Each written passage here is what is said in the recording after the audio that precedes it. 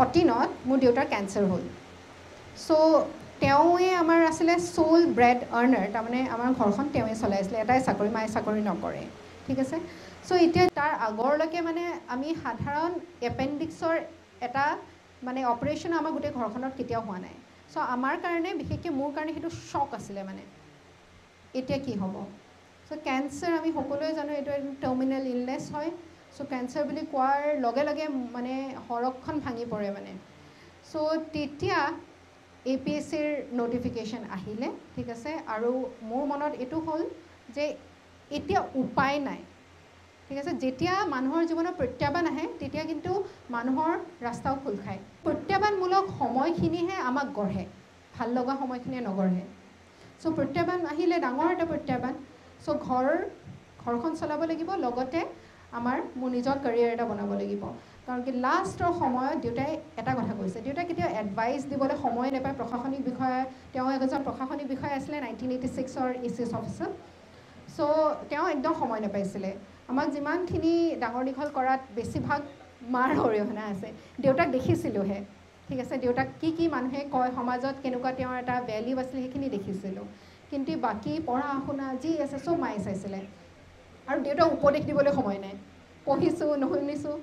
দেউতা যেতিয়া অসুখ হ'ল, যেতিয়া দিল্লীত লিভাৰ এণ্ড বিলিয়াৰী চায়েন্সেছ বুলি এখন ইনষ্টিটিউট আছে, তাত দেউতাৰ মানে শুশ্ৰূষা আৰু এইখিনি চিকিৎসা চলি আছিলে।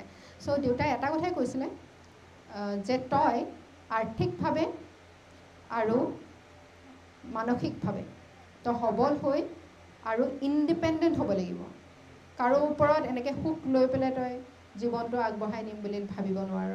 চ' সেই বস্তুটো মাইণ্ডত থাকি গ'ল। মানে এটা উদাহৰণ দিছিলে যে তই যিমানবিলাক হাজবেণ্ডছ দেখিছ আজিলৈকে, আটাইতকৈ ভাল হাজবেণ্ড কোন হয়? মই মোৰ দেউতাকে দেখিছিলোঁ। ইনফেক্ট মানে দেউতাই যিমান দৰমহা পাইছিলে, যিমান এই ATM কাৰ্ড কিবা কাৰ্ড চব মাৰ লগত আছিলে। দেউতা এনেকুৱা মানে কিছুমান আমাৰ ঘৰৰ মানুহে হাঁহে যে দেউতাই যেতিয়া অফিচলৈ যায় তেতিয়া মাক কয়, হেৰা 2 টকামান পইচা দিয়াচোন, এনেকৈ কয়। চ' দেউতাই শ্বাৰ্টৰ পকেটতে চব বস্তু লৈ ফুৰে, মানে ইয়াতে পেন লৈ ফুৰে আৰু পকেটটো ইমান ডাঙৰমান হয়। চ' মায়ে 200 টকা 500 টকা এনেকৈ সোমাই দিয়ে।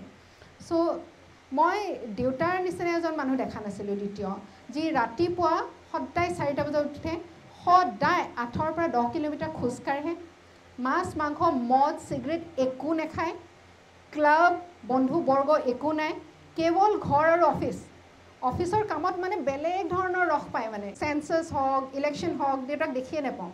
তেনেকুৱা এজন মানুহ আছিলে। যি দেউতাক চিনি পায় মনোৰঞ্জন গগৈ, তেখেতসকলে কৈ দিব মানে, আৰু এতিয়াও কয় ছাৰ কেনেকুৱা আছিলে। চ' তেনেকুৱা এজন মানুহ আছিলে। আৰু ছাডেনলি তেওঁ এটা ডাঙৰ অসুখত দেখি পাই পেলাই মই বেলেগ ধৰণৰ হৈ পৰিলোঁ। আৰু তেতিয়া মোক কৈছিলে যে আটাইতকৈ ভাল হাজবেণ্ডজন কোন? মই তেওঁৰ বাদে আৰু বেলেগৰ নাম ল'বই নোৱাৰোঁ। তেতিয়া মোক কৈছে, মই ইমান ভাল হোৱাৰ পিছতো মায়ে কি কয়, মোৰ একো আইডেণ্টিটি নাই। মই যিমান ভাল হোৱাৰ পিছতো মই কিন্তু মাক আইডেণ্টিটিটো দিব নোৱাৰিলোঁ, নিজৰ পৰিচয় এটা দিব নোৱাৰিলোঁ। চ' তই সেইটো হ'ব নোৱাৰ।